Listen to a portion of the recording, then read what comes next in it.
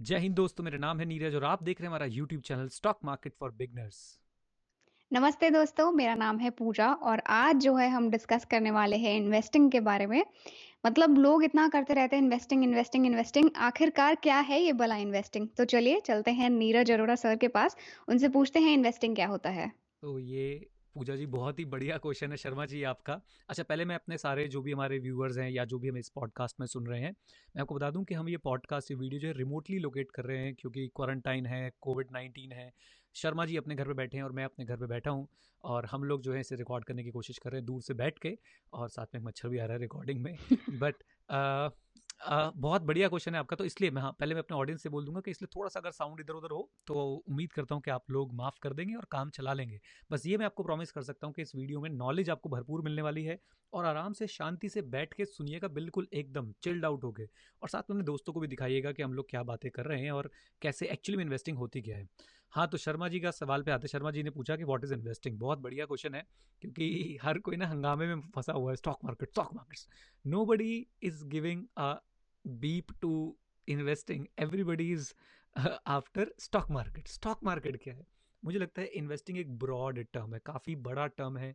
जब हम बात करते हैं स्टॉक मार्केट की तो वो इन्वेस्टिंग का एक पार्ट है। यस, इन्वेस्टिंग एक पार्ट है वो, और इन्वेस्टिंग अपने आप में एक बहुत बड़ा टर्म है। इन्वेस्टिंग तो मैं पता है क्या कहना चाहता हूँ। जब भी आप क्या करते हैं, जब भी आप किसी चीज़ पे कोई रिसोर्स कमिट करते हैं with an expectation of positive return, जब भी आप किसी चीज़ पे कोई रिसोर्स कमिट करते हैं with an expectation of positive return, even आप अभी मेरे पास आए हैं, हमारे चैनल पे आए हैं, आप मेरी और पूजा की वीडियो देख रहे हैं, you are committing your resource, that is time, right, on this video, right, for what, for a positive return, this is investing. तो अभी आप टाइम इन्वेस्ट कर रहे हो, राइट। आप किताब पढ़ते हो, आप किताब पे कोई रिसोर्स, आप किताब पे अपना समय जो है वो कमिट कर रहे हो कि मैं इसको समय दूंगा। आप किताब पे समय दे रहे हो और आपके माइंड में एक थॉट है कि भाई मुझे इससे कुछ ना कुछ पॉजिटिव रिटर्न मिलेगा, दिस इज इन्वेस्टिंग।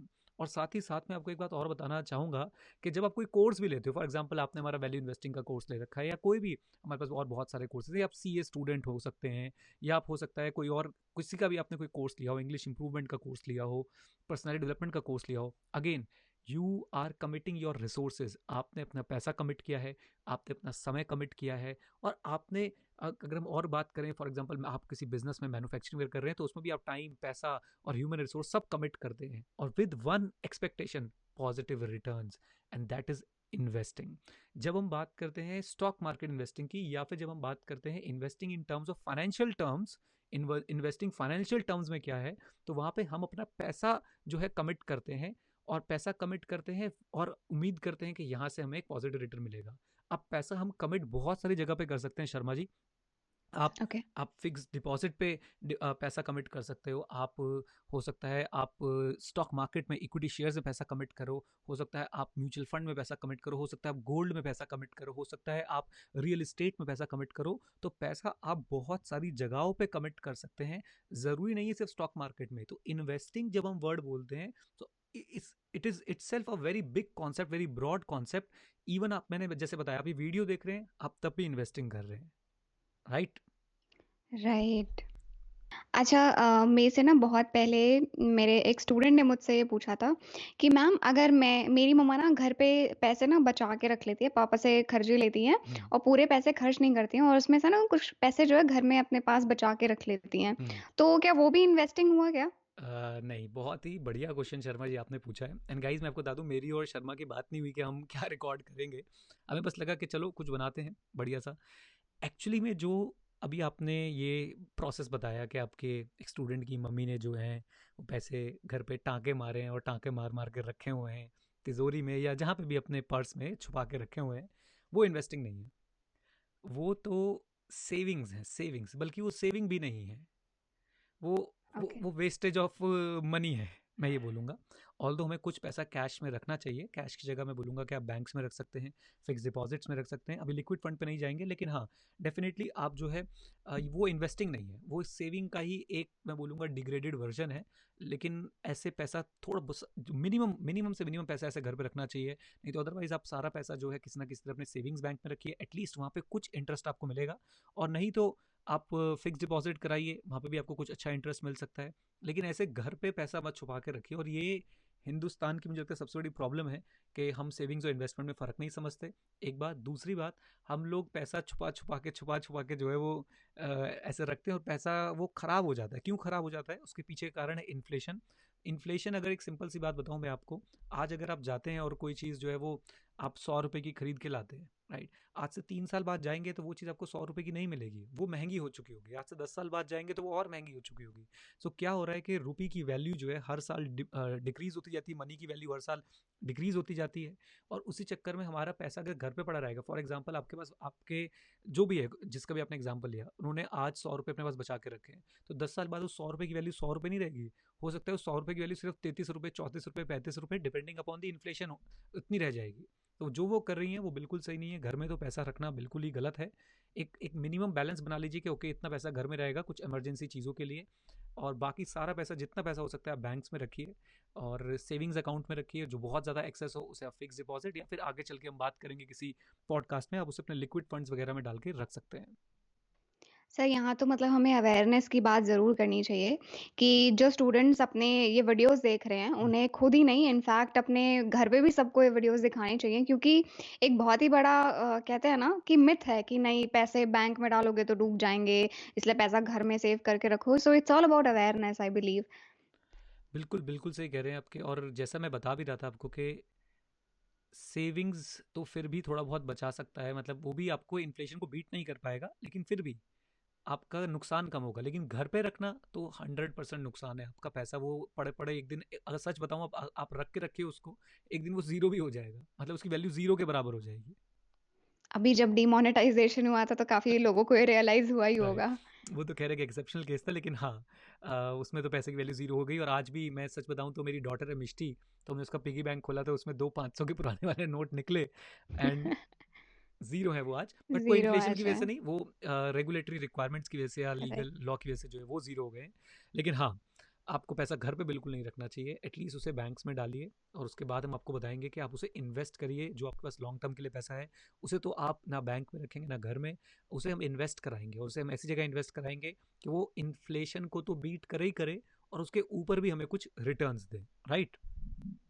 राइट। हाँ जी। अच्छा सर, आप कहाँ-कहाँ इन्वेस्ट करते हैं वैसे? क्या बात है, डायरेक्ट डायरेक्ट क्वेश्चन आ रहे हैं शर्मा जी। तो मैं कहाँ पे इन्वेस्ट करता हूँ यार, मैं आपको ये बताने की कोशिश करता हूँ। आपको पता है, हम तो भाई एक व्यक्ति को बहुत ज़्यादा मानते हैं जिनका नाम है वॉरेन बफे, है ना। और वॉरेन बफे साहब के कहने पे मैं जहाँ इन्वेस्ट करता हूँ सबसे पहले, वो है अपनी नॉलेज में। क्योंकि वॉरेन बफे बोलते हैं the best investment you can make is in your self. तो अगर आप अपने ऊपर इन्वेस्ट नहीं कर रहे तो आप सबसे बड़ी गलती कर रहे हैं। देखिए, मैं आपको पता है हर वीडियो के बाद शर्मा जी मैं क्या बोलता हूँ, बिल्कुल एंड में क्या बोलता हूँ मैं हर वीडियो के बाद? सीखते रहें, क्योंकि सीखना बंद तो जीतना बंद। Exactly exactly। तो वो मैं ऐसे ही नहीं बोलता, बोलने के लिए नहीं बोलता, वो मैं अप्लाई करता हूँ।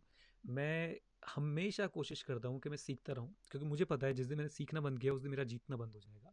तो पहली चीज़ मैं यही करता हूँ कि भाई मैं अपने ऊपर खूब इन्वेस्टमेंट करता हूँ। और ये बात शर्मा जी आपको तो अच्छी तरह पता होनी चाहिए, कोई भी वर्कशॉप होती है, कोई भी ऐसी चीज़ होती है जो मेरे काम की होती है, कोई भी ऐसी चीज़ होती है जो मुझे लगता है कि मुझे अटेंड करनी चाहिए, उससे मेरे मेरे स्किल में कोई वैल्यू एडिशन होगा, मेरी नॉलेज में कोई वैल्यू एडिशन होगा, तो मैं उसे कभी नहीं छोड़ता। So this is the first place where I invest. चाहे अभी बैंगलोर में एक वर्कशॉप थी, मैंने कई बार पता नहीं इस चैनल पे मैंने शेयर किया नहीं किया। सो बैंगलोर की वर्कशॉप का प्राइस जो है वो 8,000 रुपये था। वहाँ पे आने जाने की जो टिकट थी वो 10-10 हज़ार रुपये एक साइड की पड़ रही थी, और वहाँ पे होटल का खर्चा अलग से पड़ रहा था। बट मैं बिल्कुल भी हेजिटेट नहीं किया मैंने, क्योंकि मेरी पॉकेट अलाउ करती है, तो मैं वहाँ गया और मैंने वो पूरे दिन की वर्कशॉप अटेंड करी। वहाँ से मैं बहुत सारी चीज़ें सीख के आया, और उन चीज़ों को आके मैंने अपनी प्रैक्टिकल लाइफ में अप्लाई किया, and let me tell you, returns बहुत ज़बरदस्त होते हैं। तो आपको सबसे पहले इन्वेस्टमेंट तो अपने ऊपर करनी चाहिए। मतलब एक्चुअली है क्या ना शर्मा जी, हमारे यहाँ पे स्टॉक मार्केट वर्ड लोगों को ना एक ऑर्गेजमिक फीलिंग देता है। ओह, स्टॉक मार्केट बड़ा एक फैशनेबल सा वर्ड है, मतलब लोगों को लगता है भाई जो स्टॉक मार्केट बोल रहा है ना वो खुदा है, जबकि ऐसा है कुछ भी नहीं। आपको पहले लाइफ के अपने बेसिक्स ठीक करने हैं, उसके बाद आप इन्वेस्टिंग पे जाओगे ना यार, मतलब घर में नहीं दाने और अम्मा चली चुगाने। तो ये एक बड़ी इंपॉर्टेंट बात है जो आपको अपने दिमाग में रखनी है। एंड सबसे पहले मैं अपने ऊपर इन्वेस्ट करता हूँ, उसके बाद नॉलेज में इन्वेस्ट करता हूँ। देन उसके बाद अगर मैं बात करूँ, अगर मैं अभी पैसों की बात कर रहा हूँ, उसके बाद मैं अपने पैसे जो है अपने लिए, मैंने एक इमरजेंसी फंड बोल लीजिए, या मैंने एक ऐसी चीज़ बना रखी है कि भाई मैं जिससे, एक्चुअली मैं सच बताऊं तो मैं अपने आप को आज की डेट में रिटायर्ड मानता हूँ। मेरी एज 32 ईयर्स के आज 33 ईयर्स है मेरी एज, अभी मैं 34 साल का हो जाऊंगा 2020 में, और मैं अपने आप को रिटायर्ड मानता हूँ। क्यों? ऑनेस्टली अब मैंने इतने फंड्स जो हैं वो जोड़ लिए हैं कि मैं आज अगर काम करना बंद कर दूं, बिल्कुल मतलब कट कर दूं, तो मैं आज से लेके अपने 80 साल की उम्र तक अगर मैं जिया तो मैं बिल्कुल एकदम फ्रीली जी सकता हूँ, कोई दिक्कत नहीं है। रिकरिंग रेवेन्यू आता रहेगा, रिकरिंग इंटरेस्ट, रिकरिंग रिटर्न मुझे पास आता रहेगा। वो फंड्स मैंने जो है डेवलप कर लिए हैं, राइट। अब बात करते हैं कि भाई इसकी मतलब अब मैं रिटायर फिर मैं ऐसे काम क्यों करता रहता हूँ। सी ये जो भी मैं कर रहा हूँ, यूट्यूब है या जो मैं पढ़ाता हूँ बच्चों को, या जो स्टॉक मार्केट कोर्सेज हैं या सीए के कोर्सेज हैं, अब मैं इसे काम थोड़ा ना मानता हूँ, मैं इसे इंजॉय करता हूँ। मैं पूरे पूरे दिन बैठ के वीडियो रिकॉर्ड कर सकता हूँ और मैं इसे इंजॉय करता हूँ। तो दूसरी चीज़ जहाँ मैंने इन्वेस्ट करी है, पहली चीज़ मैंने आपको बताया मैं अपने स्किल्स पे इन्वेस्ट करता हूँ। दूसरी जगह जहाँ मैंने इन्वेस्ट किया है वो है सबसे इंपॉर्टेंट, कि मैंने अपने लिए इमरजेंसी फंड्स बनाए, मैंने अपना रिटायरमेंट कॉर्पस बनाना शुरू किया और वो रिटायरमेंट कॉर्पस आज की डेट में मेरे पास तैयार है। वो रिटायरमेंट कॉर्पस मैंने स्टॉक मार्केट में इन्वेस्ट नहीं किया है, क्योंकि मुझे पता है मुझे रिटायरमेंट कॉर्पस की जब मैं बात करता हूँ, यानी मुझे ऐसी जगह पैसा इन्वेस्ट करना है जहाँ से मुझे रेगुलर रिटर्न आते रहे। Stock market is very volatile. Stock market में जो रिटायरमेंट कॉर्पस डालते हैं और बोलते हैं कि 5 साल बाद मैं निकाल लूंगा, आज आप उनकी हालात देखिए क्या हो रहा होगा। जिसने 2016-17 में स्टॉक मार्केट में पैसे डाले होंगे और सोचा होगा मैं 2020 में देखना करोड़पति बन जाऊंगा और मैं स्टॉक मार्केट के बेसिस पे रिटायर हो जाऊंगा, आज मैं उन लोगों की शक्लें देखना चाहता हूँ। आने वाले 6 साल तक वो गोल अचीव नहीं कर पाएंगे। सो stock market is a very long term game. आपको उसमें अगर इन्वेस्ट करना है तो अपना होराइजन, अपना टाइम होराइजन आप 10 साल, 15 साल, 20 साल के आसपास का रख के चलिए। आपको वो इतने पैसे कमा के देगी कि आप हैरान हो जाएंगे। लेकिन अगर आप स्टॉक मार्केट में अपनी 5 साल बाद पैसे निकालने के लिए अभी पैसे डाल रहे हैं, तो आपसे बड़ा बेवकूफ़ कोई नहीं है। I am really sorry to say this, but आपसे बड़ा बेवकूफ़ कोई नहीं है। तो दो जगह मैंने आपको बता दी, एक मैं अपने ऊपर इन्वेस्ट करता हूँ, अपने स्किल्स पे इन्वेस्ट करता हूँ। दूसरा मैं इन्वेस्ट करता हूँ ऐसी जगहों पे जहाँ से मुझे रेकरिंग जो है अमाउंट निकलता रहे, क्योंकि मुझे अपना रिटायरमेंट कॉर्पस बनाना था जो कि बन के तैयार हो चुका है। और तीसरी जगह जब आती है तो मैं फिर ऐसी ऐसी चीज़ें भी ढूंढता हूँ जहाँ पे एक लॉक इन पीरियड है, 10-15 साल का लॉक इन पीरियड हो, मुझे कोई प्रॉब्लम नहीं है, लेकिन रिटर्न्स श्योर हो और टैक्स एफिशिएंट रिटर्न हो। मैं आपको बता देता हूँ, ये तो पीपीएफ, मेरी 2 बेटियां हैं और एक वाइफ है, वाइफ तो एक ही होती है खैर। तो हम लोग 4 लोग हैं। अब मैंने अपनी वाइफ का पीपीएफ अकाउंट खुलवा रखा है 2, और अपनी दोनों बेटियों का हमने सुकन्या समृद्धि करवा दिया है, मिष्टी का करवा दिया है, चीकू का भी हम करवाने वाले हैं। तो हमारे पास ये 2 जगह ऐसी हैं, पीपीएफ और सुकन्या समृद्धि स्कीम। मैंने इसके अंदर पैसा लगा रखा है और इसके अंदर मैं हर साल एकदम डिसिप्लिन के साथ जो है, मैंने पिछले 3-4 साल से इसमें इन्वेस्ट करना शुरू किया है, इन्वेस्ट कर रहा हूँ। ये स्कीम्स मुझे बहुत अच्छी लगती हैं।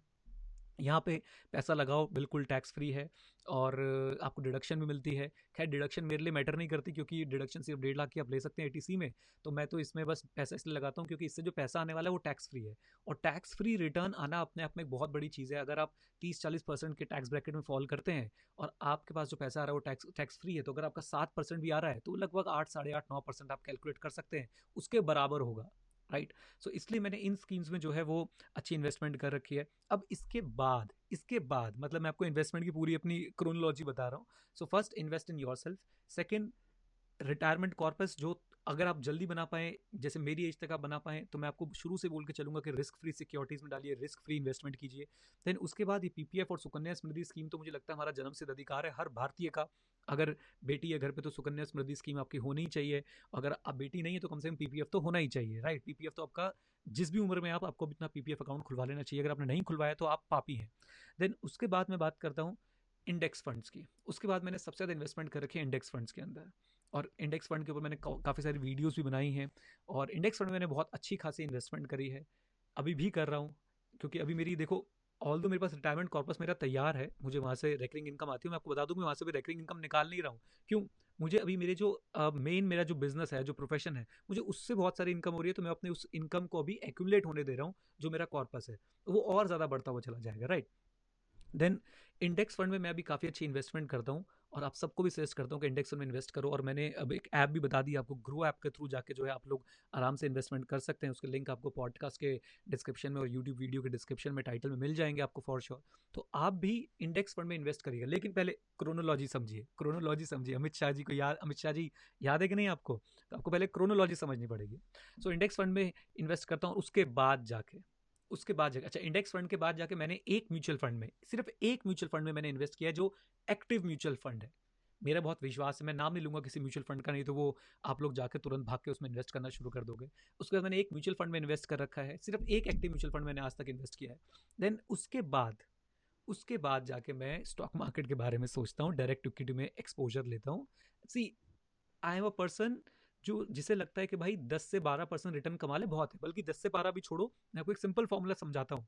मैं चाहता हूँ कि भाई मैं इन्फ्लेशन से 5-6% प्लस करके रिटर्न कमा लूँ, मेरे लिए बहुत है, मैं गंगा नहा लिया। अब कई लोगों को होता है लालच, और आपको भी पता है शर्मा जी, हम हमारे तो फरीदाबाद में पड़ोसी हैं हमारे, तो वो 24% रिटर्न दिलाने की आपको गारंटी देते हैं। तो ऐसे लोगों से आपने बचना है, क्योंकि 24% रिटर्न दिला सकता है ना जो, वो खुद ही करोड़पति अरबपति हो जाता है 10 साल के अंदर। बिलीव मी, वो अरबपति हो सकता है। आप सिर्फ 10 लाख रुपए लगाओ, और अगर 24% का रिटर्न मिल रहा है ना, तो 10 साल में आप लोग से 100 करोड़ लेके बैठे होंगे। और 10 साल से तो मैं जानता हूँ उस व्यक्ति को, पिछले 5 साल से तो वो पैसे लगा रहा है, तो कम से कम अभी भाई 10 लाख के कम से कम 10-15 करोड़ तो होने चाहिए थे। सो ये मेरा मन ही नहीं करता। मैं चाहता हूँ, आपको मैं एक सिंपल सी बात बताता हूँ, मैं बार बार एक बात बोलता हूँ। वॉरेन बफे, जिसे हम हमेशा गुरु मानते हैं पूरी स्टॉक मार्केट का, कि भाई भगवान आदमी, भगवान, राइट, उस व्यक्ति के अगर इंडियन टर्म से बात करता हूँ, तो उसका रिटर्न जो है वो 21 से 24% के बीच में है। इतने सालों का, मतलब लगभग 60-70 साल हो गए होंगे शायद उसको इन्वेस्ट करते हुए, if I am not wrong 60-70 years हो गए होंगे। उसका रिटर्न 21 से 24% के बीच में है। और मैं एक एक आम हिंदुस्तानी, वॉरेन बफे के 1/1 लाख भी नहीं हूं मैं नॉलेज में, क्योंकि वो बेचारा सारा दिन बैठ के किताबें पढ़ता है, एनुअल रिपोर्ट्स पढ़ता है। उनका कोट है, people read play boy, I read annual reports. वो इतनी एनुअल रिपोर्ट्स पढ़ते हैं, उन्होंने अपनी पूरी जिंदगी दे दी इस प्रोफेशन को, तब जाके वो बंदा 21 से 24% रिटर्न निकाल पाया है। और अगर मैं बिना कुछ करे मैं इन्फ्लेशन प्लस 5-6% रिटर्न निकाल लूँ, तो बताओ भाई, मैंने तो गंगा नहा ली। और मेरा वही वही मेरी पॉलिसी है। और ज़्यादा ज़्यादा लालच में पड़ने का नहीं है। ये 10-12% रिटर्न भी, अगर अगर आपने 12% रिटर्न निकाल लिया, आप किंग हो मार्केट के। बहुत बड़े बड़े अमेरिका के हेज फंड मैनेजर्स हैं, वो 12-13% के लिए रिटर्न के लिए रोते हैं, तरसते हैं।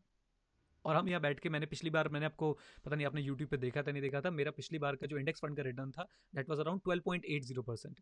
अब कुछ अति दुखी आत्माएं आएंगी शर्मा जी, और वो बोलेंगी कि अब का दिखाओ, अब का दिखाओ। अरे अब तो मार्केट नीचे है। समय राइट, आने दो, अभी तो समय आने दो, दिखाएंगे 10-15 साल में आपको दिखाएंगे, पक्का दिखाएंगे। हाँ जी शर्मा जी, तो आई होप आपको समझ आए कहाँ का इन्वेस्ट करता हूँ। मैं एक बार समअप करूँ इसको सबको। Right, right. तो सबसे पहले अपने ऊपर, अपने स्किल्स पे, अपनी नॉलेज पे इन्वेस्ट करना सीखो, जो कि हिंदुस्तानी बिल्कुल नहीं करता। और जैसे ही हिंदुस्तानी को पता चलता है कि मैं पैसे दे के कोर्स करना, मैं पैसे दे के कोर्स करूंगा, तो नहीं, मैं पैसे दे के क्यों कोर्स करूं भाई। विद्या ना, विद्या जब आप लेते हैं तो गुरु दक्षिणा देनी पड़ती है। अब अच्छा, इसका मतलब ये भी नहीं है कि कहीं गलत जगह फंस जाए। गुरु दक्षिणा भी गुरु को देख के, सोच के, समझ के दें, राइट। और ये परंपरा आज से नहीं, ये परंपरा क्या, ये it's a commerce thing. All दो मैं बहुत डिफरेंट व्यू रखता हूँ चीज़ों के बारे में, बट आप महाभारत रामायण के समय से देखें, तब भी तो टीचर्स को फीस दी जाती थी, लेकिन अच्छे टीचर्स को। ये भी बड़ा इंपॉर्टेंट है, किसी को भी नहीं, अच्छे टीचर्स को। तो first of all invest in yourself. Then secondly, अपने रिटायरमेंट कॉर्पस की तरफ ध्यान दें। ये गलत आप अभी क्या कर सकते हैं, रिटायरमेंट कॉर्पस वाला पार्ट हटा सकते हैं। क्यों? मेरा मेरा मन था, मैं 34 साल में रिटायर होना चाहता हूँ, 33 साल में रिटायर होना चाहता हूँ। मेरा मन था, आपका मन नहीं है ना। और आपके पास अभी इतने पैसे भी नहीं होंगे कि आप अपना इतना बड़ा कॉर्पस बना सके 33-34 साल की उम्र तक। सो आप लोग डायरेक्टली ये हटा के, बैंक वाला चीज हटा के, जो बैंक में एफडीज वगैरह, उस चीज को हटा के आप डायरेक्टली जंप कर सकते हैं इंडेक्स फंड पे, पीपीएफ पे। तो पीपीएफ और इंडेक्स फंड आपके लिए नेक्स्ट होना चाहिए। और उसके बाद जाके आपका एक आधा कोई एक्टिव म्यूचुअल फंड, जरूरी नहीं एक्टिव म्यूचुअल फंड में जाना। मैं जो कर रहा हूँ वो आपको सूट नहीं करेगा। मेरा अपना अपना स्ट्रैटेजी, अपना थॉट प्रोसेस, अपना रिस्क एपेटाइट है, और अपने पैसे हैं, और आपका सब कुछ अपना है। सो उसके बाद आप एक एक्टिव म्यूचुअल फंड रिसर्च करके सेलेक्ट कर सकते हो, तो कर लीजिए। एंड देन जाकर डायरेक्ट इक्विटी में कुछ इन्वेस्ट करिएगा। मैंने डायरेक्ट इक्विटी में भी इन्वेस्ट कर रखा है। एज अ डिस्क्लोजर बता दूं, क्योंकि कई बार बच्चे पूछते हैं आपने डायरेक्ट इक्विटी में इन्वेस्ट किया है कि नहीं, बिल्कुल कर रखा है। हाँ जी Sharma ji, over to you. बस ये बता दीजिए, जैसे आपने बहुत ज़्यादा रिटायरमेंट कॉर्पस करा है, so at what is the optimal age that a person should start building his retirement corpus? सच बताऊं तो आज अभी इसी वक्त से रिटायरमेंट ओके। कॉर्पस आप एक बार जब बना लेते हैं ना, तो उसके बाद आप मेंटली फ्री हो जाते हैं। बिलीव मी, आप मेंटली फ्री हो जाते हैं कि भाई अब तो कोई दिक्कत की बात ही नहीं है, अब कुछ भी होता रहे, अब मैं वो करूंगा जो मेरा मन कह रहा है। जैसे अब मैं वो करता हूँ जो मेरा मन कहता है। मुझे पढ़ाना अच्छा लगता है, मैं सिर्फ पढ़ाया जाता हूँ। मेरे को वीडियो बनाना अच्छा लगता है, मैं सिर्फ वीडियो बनाता हूँ। आप मानोगे, मैं अपने मोहल्ले में एक ये टी शर्ट, आपकी भी सेम ही वैसे तो, और एक निक्कर, जो जॉकी की शॉर्ट्स नहीं आते हैं, वो पहन के घूमता रहता हूँ मैं। मेरे मोहल्ले वाले परेशान हो जाते हैं, करता क्या है ये एक चाहता क्या है। तो उन्हें, मैं ऑफिस जाता ही नहीं, यही मेरा ऑफिस है। इसी एक ही रूम में सर मैंने अपना सब कुछ, पूरा साम्राज्य जो है बना रखा है, राइट। और यहीं से मैं सारी वीडियोस रिकॉर्ड करता हूँ। तो रिटायरमेंट कॉर्पस के लिए अगर आपको पैसा एक्यूमुलेट करना है, this is the best day, this is the best day. आज से शुरू करिए। और आप लोगों को बोल रहा हूँ, आप लोग अभी फिक्स इंस्ट्रूमेंट में मत जाइए, क्योंकि आपके रिटायर के आप में से बहुत सारे लोग होंगे जो शायद 60 साल की उम्र में रिटायर होना चाह रहे हो। वैसे तो हर कोई जल्दी रिटायर होना चाहता है, उसके लिए फिर आपके पास अभी करंट में बहुत सारे पैसे होने चाहिए। जैसे मेरे को पता था, मेरा कैश फ्लो बहुत अच्छा था, तो मैंने अभी से अपना रिटायरमेंट प्लान कर लिया था। विद इन 4 ईयर्स मैंने अपना रिटायरमेंट प्लान कर लिया। अगर आपके पास बहुत अच्छा कैश फ्लो नहीं है तो आप डायरेक्ट इंडेक्स फंड में इन्वेस्ट करना आज से शुरू कर दीजिए। और मैंने फिर 91 पे 1-2 वीडियोस बनाई है, यानी स्टॉक मार्केट फॉर बिगनर्स वाले चैनल पे, जिसमें मैंने बताया है कि आप पैदा गरीब हुए थे, आप पैदा बिना पैसों के हुए थे, लेकिन आप रिटायर करोड़ों के साथ होंगे, ये मेरा एश्योरेंस है आपको, अगर आप कुछ बेसिक चीज़ें फॉलो करेंगे। और अभी हमने एडू 91 पे कोर्स भी लॉन्च किया है जिसका नाम है जीरो नॉलेज इन्वेस्टिंग। उसमें मैं यही चीज़ें बता रहा हूँ कि भाई आप कब से कॉर्पस बनाना शुरू करें, कितना कॉर्पस आपको तैयार करना है, और इन्वेस्टिंग से भी इंपॉर्टेंट लाइफ में जो चीज़ें हम वो भी वहाँ पे डिस्कस कर रहे हैं। प्लीज शर्मा जी, ये क्लियर हुआ आंसर या इसमें कुछ और चीज़? Yes yes yes definitely. मैं एक्चुअली अपने लिए ये क्वेश्चन पूछा था। So I got to know. वैसे शर्मा जी को भी मैंने थोड़ा सा पुश कर करके थोड़ा बहुत इनकी भी सेविंग करानी, इन्वेस्टिंग करानी शुरू करी है। शर्मा जी कहाँ इन्वेस्ट कर रहे हैं आप? अब मैं बता दूंगी तो फिर आप बोलोगे कि will discuss in another video. Let's keep it for another video, ठीक है नॉट ठीक है टुडे। ठीक है, हाँ जी बोलिए शर्मा जी। सर एक नन्ना मुन्ना प्यारा सा बच्चा आपके पास आता है, सर मेरे को बड़ा इंटरेस्ट है इन्वेस्टिंग में, मुझे भी अभी से अपना कॉर्पस बिल्ड करना है, तो वो पूछना चाहता है सर मैं कब से शुरू करूं सर? क्या जवाब दोगे आप उसे? मैं उसे जवाब दूंगा भाई, अगेन मैं वॉरेन बफे साहब का बहुत बड़ा फ़ैन हूँ, तो मैं उनको कोट करूँगा और उसके बाद मैं अपनी चीज़ें बताऊँगा। तो वॉरेन बफे साहब ने 11 साल की उम्र में इन्वेस्टिंग शुरू करी। जैसा हम समझ पाए, जैसा हम देख पाए, हम किताबें पढ़ के जो देख पाए, वो हम यही समझ पाए कि वॉरेन बफे साहब ने जो है 11 साल की उम्र में इन्वेस्टिंग शुरू करी थी, राइट, 11 ईयर्स ऑफ एज। एंड उनसे कोई पूछता है कि आपने 11 साल की उम्र में इन्वेस्टिंग शुरू कर दी, ये तो बहुत जल्दी था। तो पता है वो क्या बोलते, कहते मैं 11 साल लेट था। ओके। आप समझ रहे, 11 साल वो लेट थे। मेरी डॉटर, अब मैं आता हूँ अपने कॉन्टेक्स्ट में, मेरी डॉटर है 6 साल की है, 7 साल की है, होने वाली है वो इस ईयर में। मैं उसको अभी से, आपने अगर इंस्टाग्राम पे मुझे फॉलो किया है या आप ट्विटर पे मुझे फॉलो करते हैं, तो मैं उसको अभी से एटलीस्ट मैं उसको कुछ कुछ बातें बताता रहता हूँ। आज आप उससे जाके पूछ सकते हो कि हमें पैसा सेव करना चाहिए या इन्वेस्ट करना चाहिए, तो बता देगी saving is for short term, investing is for long term. आप उससे पूछेंगे पैसा कहाँ इन्वेस्ट करना चाहिए, वो आपको बता देगी। बैंक में कर सकते हो आप, पीपीएफ में कर सकते हो आप, स्टॉक मार्केट में कर सकते हो, वो आपको बता देगी रिस्क किसमें ज़्यादा है स्टॉक मार्केट में। तो एटलीस्ट मैंने उसके दिमाग में बात डालनी शुरू कर दी। अब इसमें ना कई लोग क्रिटिसिज्म पे भी आ जाते हैं कि सर अभी तो बहुत छोटी है, अभी से पैसों के बारे में आप उसे क्यों बता रहे हो, एटसेट्रा एटसेट्रा। तो भाई मैं यही कहना चाहता हूँ कि दुनिया का सबसे बड़ा रोग क्या कहेंगे लोग, ना बताओ तो भाई 25 साल तक आपने पढ़ा लिया बच्चे को, वो 26 साल में पूछ रहा है मैं क्या करूं, इतने पैसों का मेरे पास सैलरी आ गई है, बताओ, तो कुछ लोग परेशान हो जाते हैं। मैं तो उसे एजुकेट कर रहा हूँ, और मैं जैसे ही लॉकडाउन वगैरह खुलेगा मैं उसे बताते रहता हूँ। फॉर एग्जाम्पल, हम घर में बैठे हैं, आप घर में बैठे हैं, एक ना नेजल स्प्रे आता है, नेजल क्लीनर आता है, बेसिकली सलाइन वाटर आता है, जब आपको थोड़ा जुकाम वुकाम आता है तो आप वो स्प्रे करते हो। तो एक दिन मैं उसको देख रहा था, वो उसका जो मैन्युफैक्चरर है वो एबॉट है, एबॉट। एबॉट ए एक बात। फार्मास्यूटिकल कंपनी है, एबॉट या जो भी आप बोले, प्लीज़ उस कंपनी के बारे में देखिएगा, इस लॉकडाउन में उसका कितना प्राइस बढ़ा है। तो मैंने उसको बताया मिष्टी को, मिष्टी ड्राइंग कर रही है, कैमलिन की पेंसिल होती है, मिष्टी आर्ट एंड क्राफ्ट कर रही है, फेविस्टिक फेविकॉल यूज़ कर रही थी, जो कि पिडिलाइट एक कंपनी है वो बनाती है, या इवन इवन अंडर गारमेंट्स है जॉकी, राइट। सो ये सब चीज़ें हमें अपने बच्चों को बतानी चाहिए कि भाई जितनी जल्दी, जिस एज में आप हो उस एज में आप कुछ ना कुछ करना शुरू करो। और सबसे पहली बात, मैं एक बात बोलना चाहूँगा, मुझे बड़ा दुख महसूस होता है। कल भी वीडियो पे एक बच्चे ने कमेंट कर रखा था, उसका बैंक अकाउंट नहीं है, 18-19 साल का है, वो कह रहे सर लॉकडाउन में बैंक अकाउंट नहीं खुल रहा। वैसे मैं आपको बता दूं कि आप ऑनलाइन बैंक अकाउंट्स भी खोल सकते हैं, मैं इसके बारे में एक डिटेल वीडियो बना दूंगा अगर रिक्वेस्ट करेंगे बच्चे तो। लेकिन बैंक अकाउंट नहीं है यार, आप 18-19 साल के हो गए, आपका बैंक अकाउंट नहीं है। दिस, इसमें आई थिंक पेरेंट्स का भी सर काफी बड़ा रोल है पेरेंट्स तो। का रोल तो है ही, लेकिन शर्मा जी मैं इसको दूसरे तरीके से देखता हूँ। पेरेंट्स का अपना जोन था, अपना समय था, आपका अपना जोन और आपका समय है। मैं इसको एक थोड़ा ना डिफरेंट तरीके से बताता हूँ। क्या 18 साल की उम्र तक कोई लड़का पॉर्न मूवी नहीं देखता? वो पेरेंट्स ने सिखाया क्या? वो पेरेंट्स हाथ पकड़ के ले गए क्या? पेरेंट्स ने बताया कि गूगल पे क्या सर्च करना है? आपको सब पता है सर, आप इंडिपेंडेंट हो। Zero balance, Modi ji zero balance account खुलवा रहे हैं, जीरो बैलेंस नहीं तो सरकारी बैंक में 1000 रुपए के मिनिमम बैलेंस के साथ जो अकाउंट खुल जाता है। कहाँ, कौन सी जिंदगी में जी रहे हो? सो ये एक बड़ी सैड रियलिटी है कि हम स्टॉक मार्केट का नाम सुनने में बोला रोंगटे तो हमारे खड़े हो जाते हैं, वो ऑर्गेजम वाली फीलिंग तो आती है, हाय स्टॉक मार्केट। लेकिन भाई तुम बेसिक्स तो क्लियर करो, बैंक अकाउंट तो खुलवाओ। और राइट एज, जो क्वेश्चन था आपका, this is the right age. Right age आज अभी इसी वक्त है आपकी। अगर आप जितना भी एक एक दिन आपके ऊपर भारी पड़ने वाला है, क्यों पड़ने वाला है उसका कारण है कंपाउंडिंग। तो please start investing as soon as possible. Start investing on yourself, start investing in fixed income instruments. अभी आपकी एज कम है तो आप ना करें उसमें, क्योंकि जितनी ज़्यादा एज बढ़ती जाती है उतने फिक्स इनकम की तरफ जाना चाहिए आपको। Start investing in index fund, start investing in PPF Sukanya Samriddhi scheme, start investing in active mutual fund after proper research, and then start investing in equity after learning all about equities. Done? Done. Great, Sharma ji. So I think that's all for this podcast, हमारा पहला podcast. I hope आप सबको अच्छा लगे, और हमारे YouTube channel को भी ज़रूर सब्सक्राइब करें। वहाँ पे हम बहुत सारी अमेजिंग वीडियोस लेकर आते रहेंगे, ताकि आपकी जो नॉलेज है स्टॉक मार्केट, और राइट नॉलेज तो बहुत सारे लोग बांट रहे हैं, बट राइट नॉलेज जो है हम कोशिश करते हैं आपको प्रोवाइड करने की। Right over to you sir. Right, बस यार एक ही मिशन है कि भाई सबको फाइनेंशियली अवेयर करो, कोई गरीब ना मरे, सब कॉर्पस बना बना के जाएं, वो भी इंजॉय करें, उनके आने वाली जनता भी इंजॉय करे। और जब बात राइट नॉलेज की हो रही है तो मैं एक्चुअली देखो यार, मैं कमिटमेंट नहीं कर रहा, लेकिन पता है मैं क्या चाहता हूँ? मैं चाहता हूँ मैं किसी तरह से ना आपको 95% के आसपास श्योरिटी दे दूं कि आप रिस्क फ्री रिटर्न कमा सकते हो स्टॉक मार्केट में। 95 बोल रहा हूँ, दिल पे पत्थर रख के 100 नहीं बोल रहा, मैं 95% बोल रहा हूँ। 90 ले लो चलो तुम। अब सोचो इससे बड़ी मैं आपको क्या एश्योरेंस दूंगा, और मुझे आपसे कुछ नहीं चाहिए। मैं ये थोड़ा ना कह रहा हूँ मेरी ब्रोकरेज फर्म में मेरे पास अकाउंट खोल लो, मैं आपको श्योरिटी दे रहा हूँ। मैं कह रहा हूँ जो मैं कह रहा हूँ ना, जो बातें मैं कह रहा हूँ उनको मानो, इन्वेस्टिंग करो, एंड डेफिनेटली आप लोग एक अच्छा रिस्क फ्री रिटर्न निकाल सकते हो। अब इसमें कई लोग जलेंगे, कई लोग सड़ेंगे, कहेंगे 95% श्योरिटी कैसे दे सकता है। इंडेक्स फंड जिंदाबाद, ग्रो ऐप पे जाओ, इंडेक्स फंड भाई साहब टकाटक शुरू हो जाओ। उसके बाद भी आगे भी चलेंगे, लेकिन आप एटलीस्ट जो आपके हाथ में है वो तो करो, है ना?